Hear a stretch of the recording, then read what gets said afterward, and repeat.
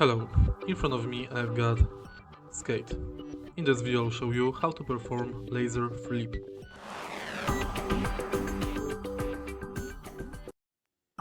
To perform laser flip, follow my right analog. Take a look in the center of the screen and make this movement.